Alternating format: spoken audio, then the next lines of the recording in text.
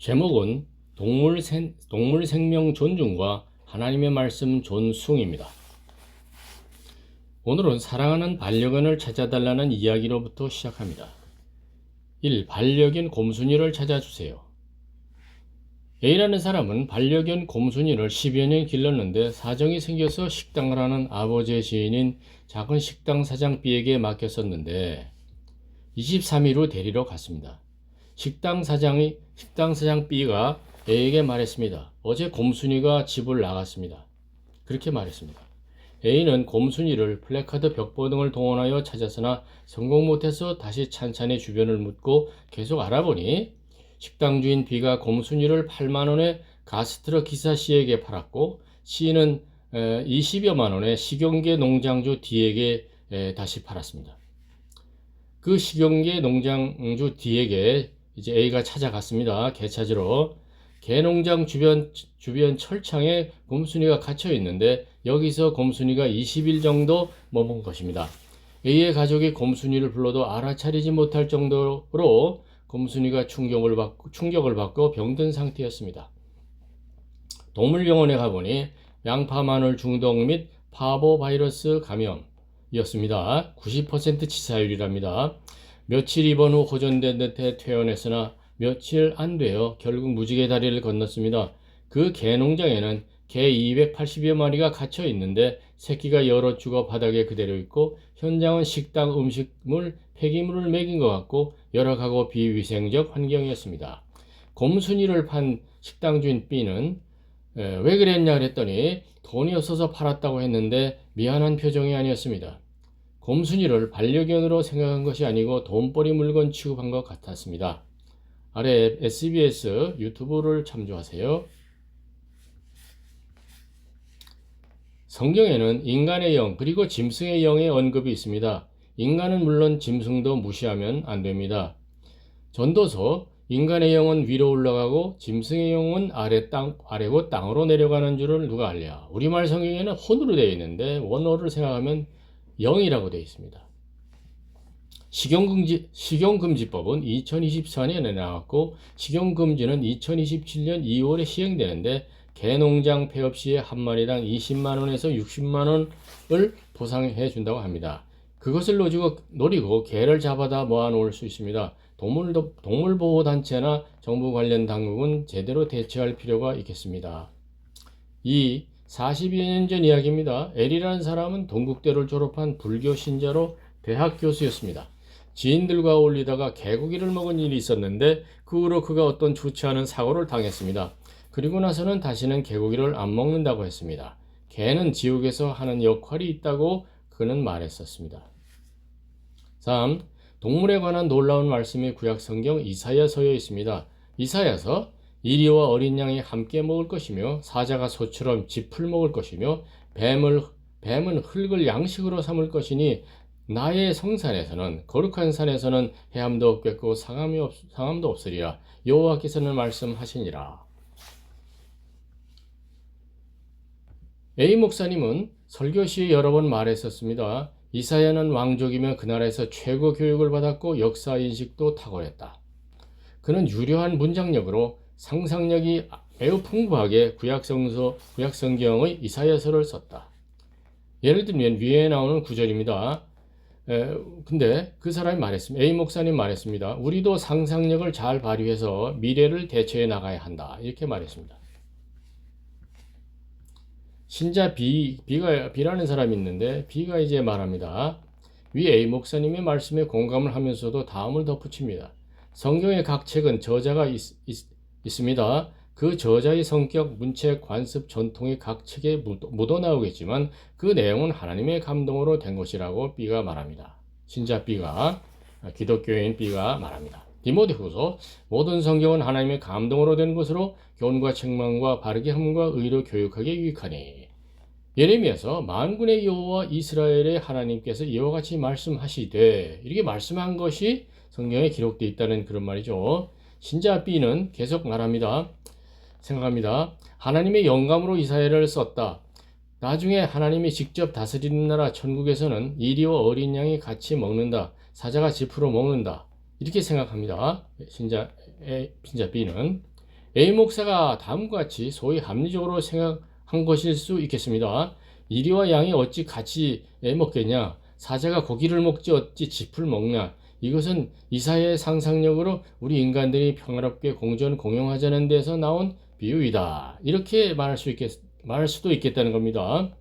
근데 A 목사님은 과거 미국 유학 시에 강의실에서 말했었다고 했습니다. 예수님은 동정녀 탄생했다. 이렇게 말을 했습니다. 그러자 강의를 하던 신학대학원의 미국인 교수가 A 목사님에게 말했습니다. 너는 너무 컨서버티브하다. 이 말을 봐서는 A 목사님이 기적을 부인하는 것은 아닙니다. 위에 이사야 말씀에서 그 자체도 하나님의 영감으로 믿고 그것을 오늘날에 필요한 메시지로 이렇게 영해를 해 주어서 인간 사이에도 그렇게 평화 공존 공유하자는 말이다라는 뜻이라면 오케이입니다.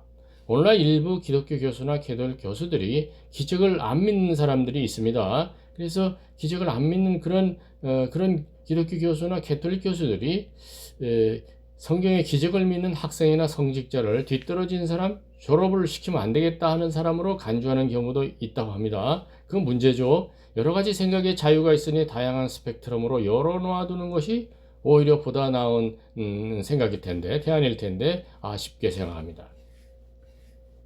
기적을 믿지 않는다는 목사, 신부, 스님이 있다면 그들은 종교 현장보다는 과학실험실 현장에 더 적합한 것이 아니겠습니까? 예전에 예수님의 동정녀 탄생을 부정하는 친구가 중학교 다닐 때 있었습니다. 어떻게 처녀가 남자 없이 아기를 낳냐라고 말했었습니다. 똑똑한 애죠. 요즘 시대는 양 돌리의 체세포에서 양이 복제되는 시대입니다. 그 친구는 나중에 보니 직업으로 은행 계통 일을 했습니다. 그가 요즘은 뭐라고 동정녀 탄생에 대해서 말할지 궁금합니다. 예전에 D 목사가 한 구약학 교수 B의 강의를 들었었습니다.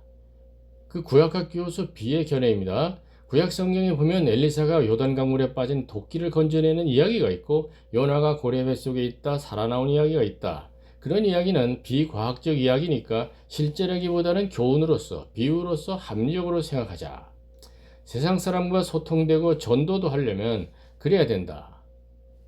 구약 성경의 잠언도 중근동의 여러 문헌에서 유래한 것이다. 그러니까 이 말씀은 다 무슨 얘기냐면 하나님의 영감으로 써졌기보다는 그런 그 문헌에서 이렇게 정리돼서 나온 말이다 이런 뜻이 되는 거죠. 계속해서 창세기 노아 스토리 같은 것은 중근동의 아눈나키 고대 점토판에서 나오는 이야기와 유사하다.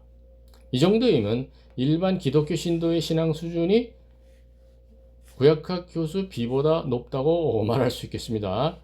그러한 교수의 생각 같은 풍조와 세뇌 진행하에서 일반 신앙인은 또 어린 신앙인들은 초보 신앙인들은 그런 것이 요즘 정확한 신앙 태도라고 생각하게 되고 동성애, BC, 소위 정치적 올바람 등 다원주의로 가는 것이 어드밴스한 신앙인가 하고 그대로 답습하기 쉽습니다. 아니면 교회를 떠나죠. 미국, 독일, 영국에서 공부한 신학 종교학 박사 출신의 일부 목사, 일부 교수를 무조건 그런 사람이 있다는 거죠. 무조건 따라가다 보면 곤란한 일이 생길 수 있습니다. 심지어는 필연인지 우연인지 지난날 언젠가 그러한 교회가 불이 나서 본당이 불타버린 일이 있었습니다. 선진국의 자연과학 공학의 박사에게는 선진 지식을 배울 수 있으나 선진국 신학 종교학 박사에게는 신앙과 기적을 배우기 힘든 시대가 된 것 같습니다. 예를 들면 영국의 많은 교회당이 없어지고 교회당이 술집 모스크로 바뀌는 판입니다. 위 두 이야기 엘리사 및 요나의 그 두 이야기 부록을 다음에 덧붙이고자 합니다. 1. 한 15년쯤 전에 한국 KBS TV 어떤 PD가 태국에서 취재한 결과 유튜브가 있었습니다. 요즘은 자취도 찾을 수 없어 아쉬웠지만 요약을 해보겠습니다. 태국의 한 마을을 갔는데 한 노인이 한 장대 긴 막대기를 가져왔습니다. 노인이 내어준 장대를 여러 청년이 받아서 잡았습니다. 이제 떠 있는 상태죠. 주고받으면서 떠 있는 상태인데 그 수직으로 그렇게 떠 있는 상태에 있는 그 장대를 4, 5명의 청년이 붙잡고 그걸 끌어내리려고 하는데 그 장대가 땅에 닿지 않고 오히려 한 50cm 계속 떠 있었습니다. 이게 유튜브에 나왔어요. 화면에. 오히려 한 50cm쯤 계속 떠 있었습니다. 초능력인지 귀신의 장난인지 모르나 그 상태가 계속 지속되었습니다. 청년들이 힘을 다해 장대를 아래로 밀고 있고 거기서 노인은 한참 떨어져 서 있는데 또 불구하고 장대가 떠 있었습니다. 그렇다면 하나님의 전능한 파워에 의해 쇠도끼가 강물에서 떠오른다는 엘리사 이야기는 너무도 불가능한 일이 아닐 것입니다. 삭제된 과거 자료의 인터넷 검색을 잘 해내는 사람이 있다면 이 유튜브 자료를 찾아보기 바랍니다. 4, 5년 전에 KBS 아카이브에 그 명단이 있는 것까지는 체크했는데 있는 것까지는 체크했는데 지금은 뭐 찾기 어렵습니다. 아마 미신 조장 등의 회피 이후로 숨긴 것인지 모르겠습니다. 오늘날에도 고래 뱃속에 들어갔다가 살아나온 사람들의 이야기가 지금 인터넷 세상이기 때문에 그게 다 떠 있습니다. 마이클 패커드라는 사람이 있고 2. 제임스 바틀리라는 사람이 있고 이건 좀 옛날 얘기 1891년 또 3. 아드리안 시만카스라는 사람 얘기가 있고 그 다음에 레이너 쉼프라는 사람이 있습니다. 각각 그 주소를 다 적어놨으니까 참조하시기 바랍니다. 이것들은 구약 성경의 고레와 요나 사건의 가능성에 대한 참조입니다. 요나 사건과 바로 일치하지는 않죠. 내용이. 끝으로 요나는 고래라고 생각했습니다. 고래 뱃속이라고 스스로 생각했는데 사실은 고래라기보다는 USO, Unidentified Submarine Object 일 수도 있다는 견해가 있다는 것, 그런 견해도 있다는 것을 말씀드리고 마치겠습니다. 마지막으로 이사야서 다시 한번 읽겠습니다. 이사야서 65장 25절 이리와 어린 양이 함께 먹을 것이며 사자가 소처럼 짚을 먹을 것이며 뱀은 흙을 양식으로 삼을 것이니 나의 성산에서는 해함도 없겠고 상함도 없으리라. 여호와의 말씀이니라. 말씀하시니라. 감사합니다.